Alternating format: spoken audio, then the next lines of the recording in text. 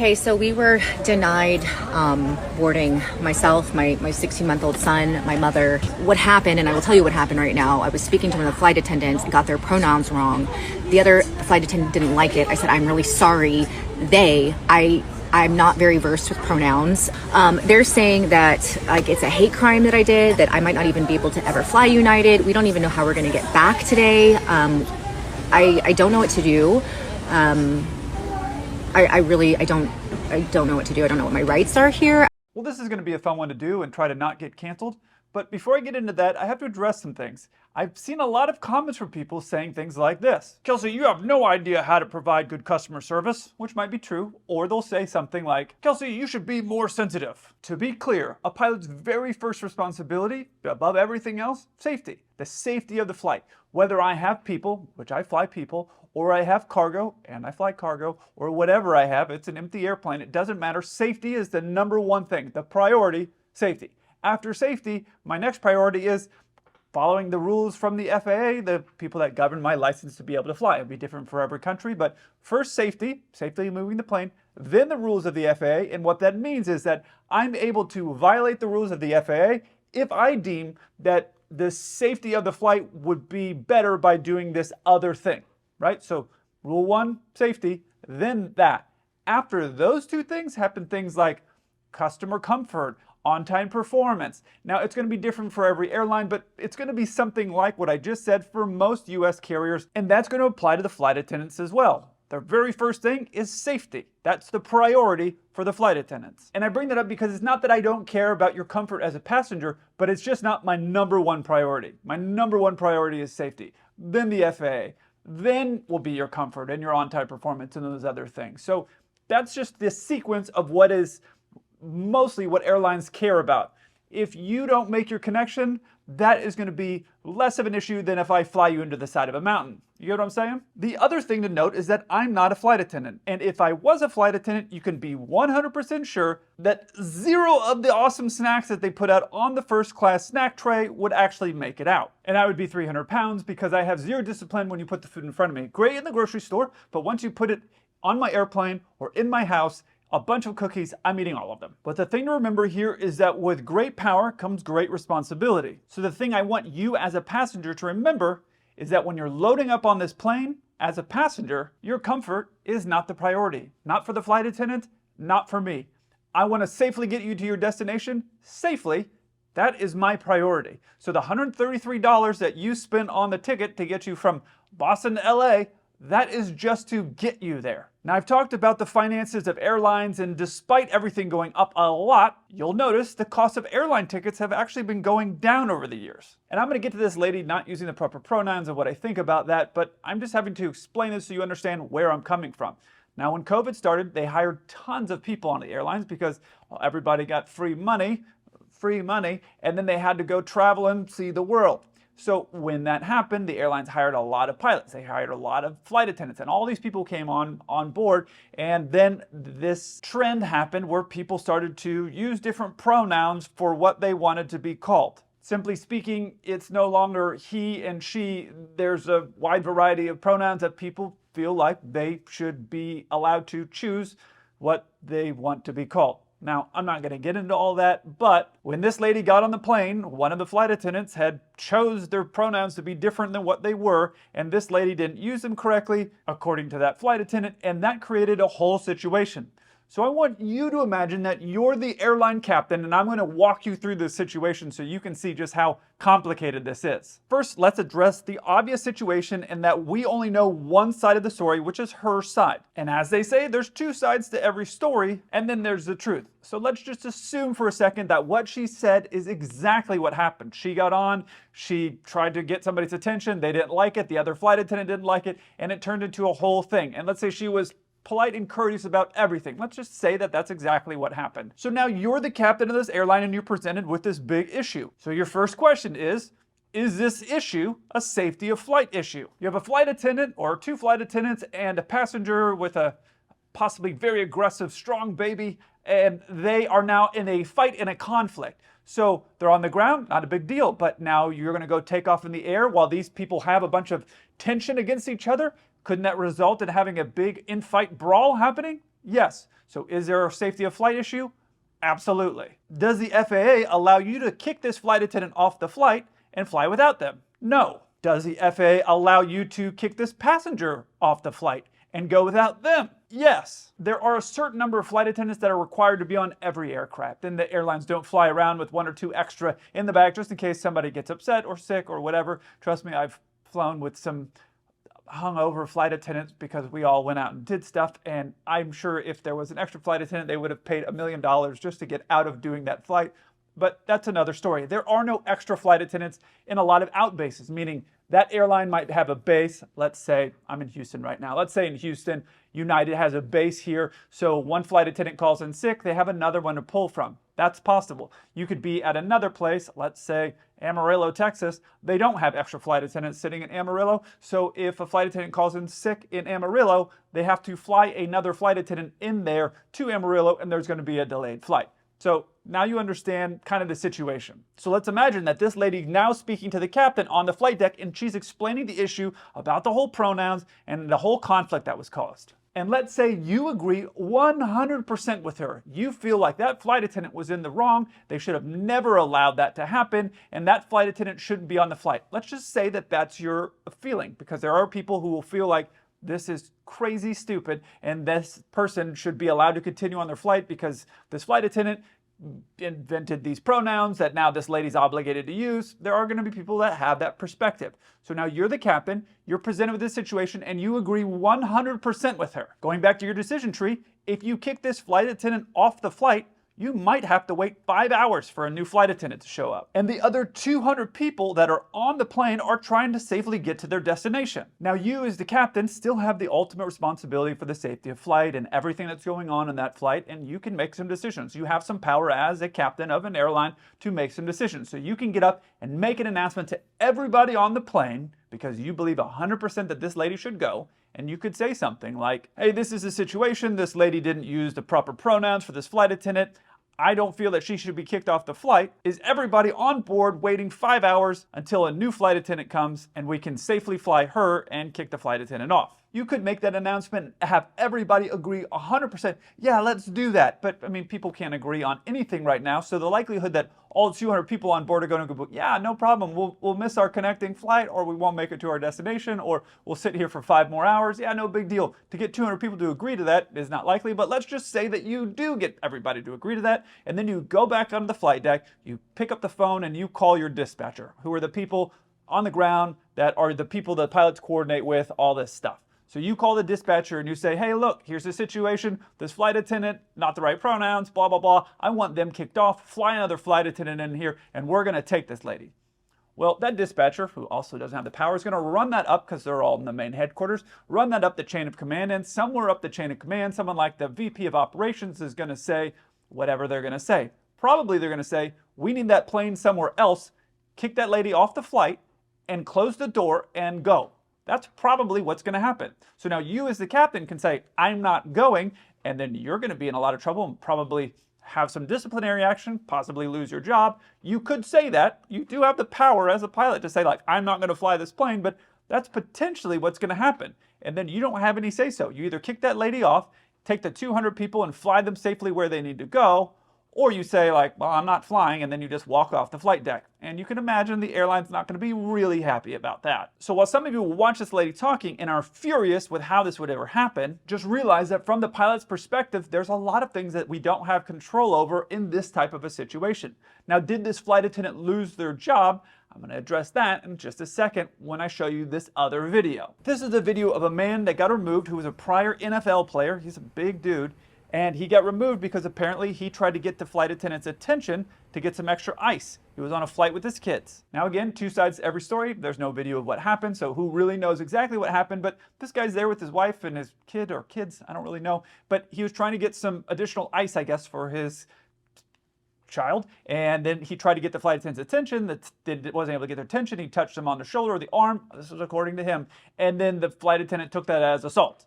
So that's what happened. Now, they got to their destination, and then they were met by the police, and the police and the FBI are going to show up when a flight attendant reports to the flight deck, hey, I've been assaulted by this guy because something happened in the back.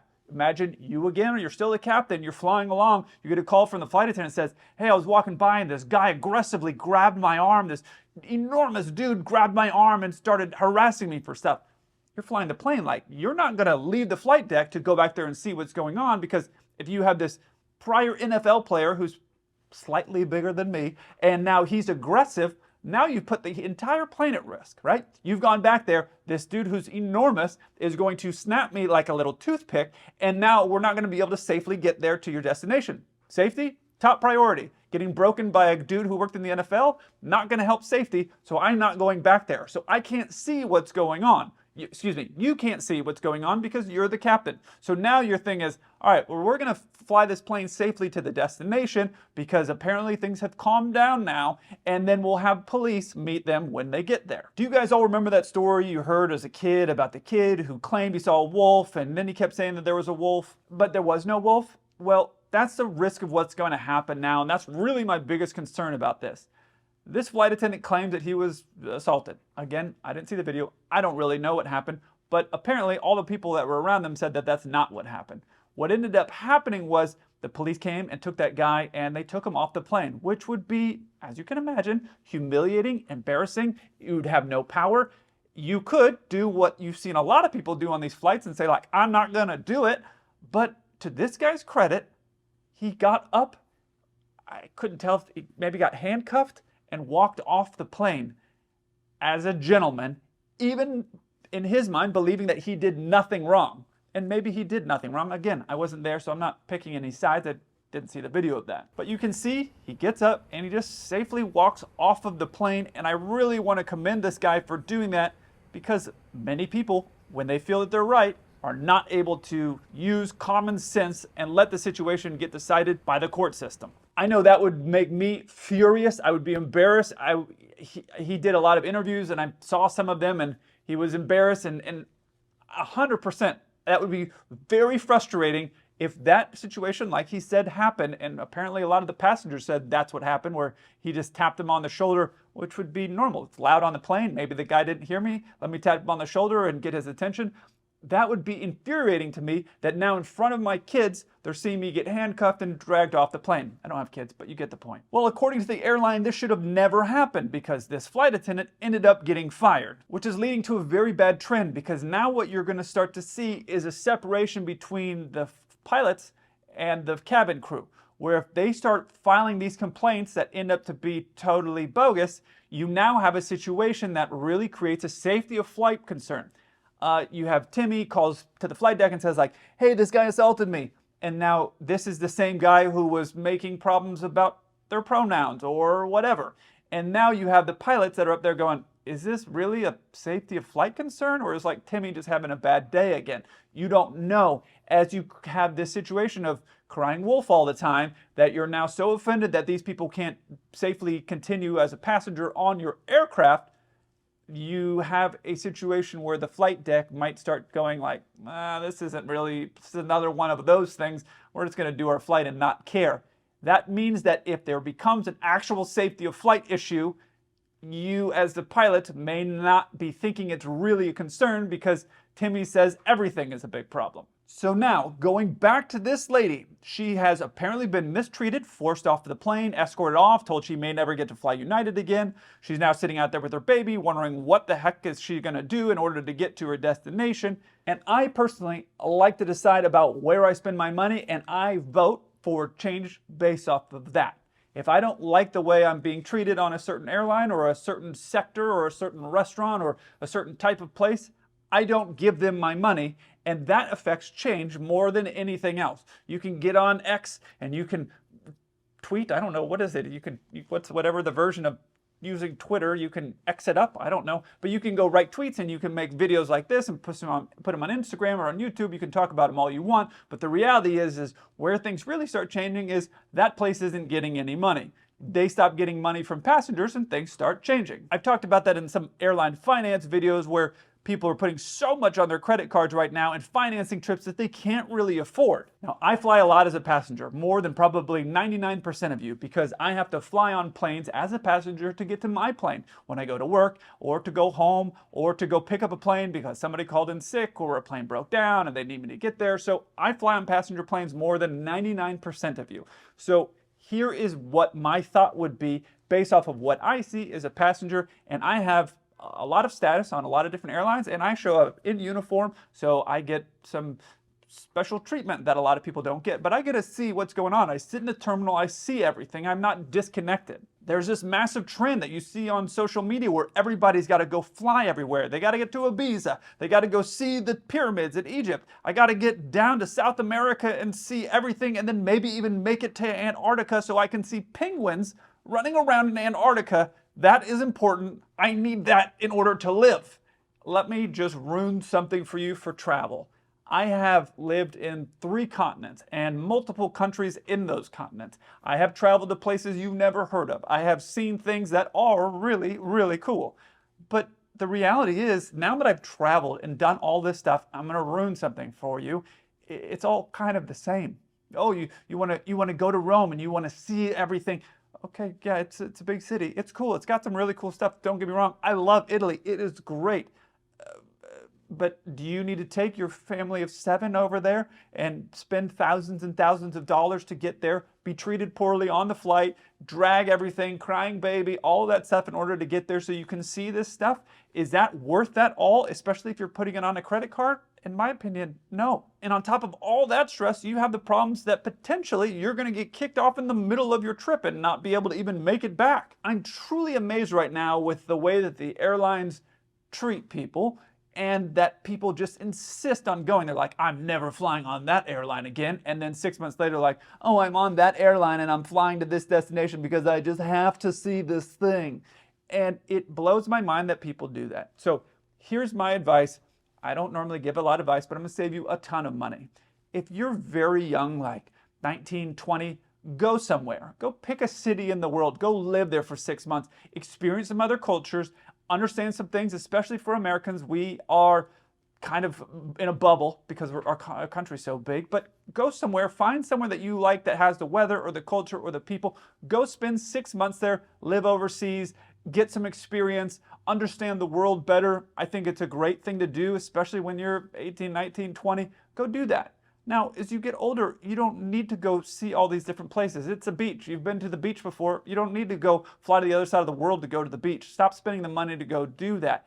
You have 5 kids or 2 kids or whatever. You don't need to fly them all the way across the globe so they can go see the Eiffel Tower for the Olympics. That's not a necessity. You don't have to do that. You can go on a camping trip, not have the stress of all that, not have the stress of being all the stuff of going through the airport and, oh, I brought this bag on the previous flight, but it's a smaller plane and you're fighting with the gate agents and you're fighting with the people and you're spending thousands of dollars that you may not have. You would be better off to just not do that, pack the kids up, drive an hour, go on a camping trip, or go to the mountains, or do something nearby where you can just drive and be in control and enjoy your life.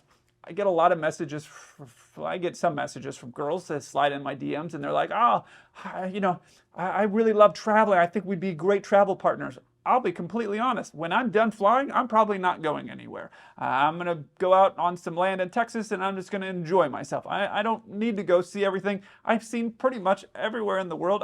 I know what's out there. It's not really that different from anywhere else. People, they're trying to live their lives. They're trying to take care of their families, and that's about it. Oh, so if you don't want to travel, stay at home and binge watch a bunch of movies. Or pick your favorite aviation channel. I know a few that are pretty cool, and watch those with people that you enjoy. If you stop spending your money at the airlines where you don't feel that they're treating you well, they will change how they treat people. It's just basic economics. So the next time you're getting on a plane and you feel like you're just a piece of cattle getting herded on there, essentially you are. And that's just because that's where the economics of the business demand for people have gone to. They want the cheapest possible thing, and you're getting that. Every airline's competing on price because everything's very expensive right now.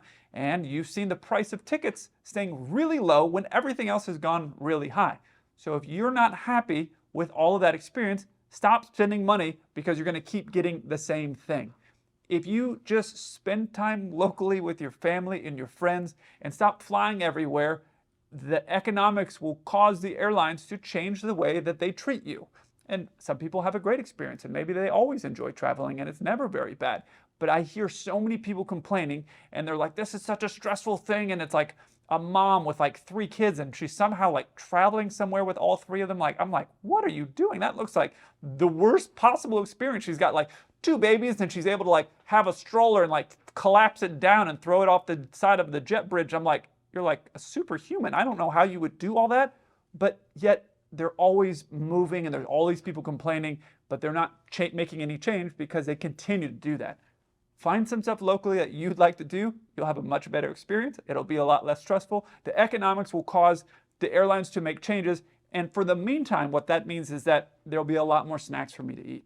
They'll be all for me because there'll be a lot less people flying. I look forward to hearing from you. Until then, keep the blue side up.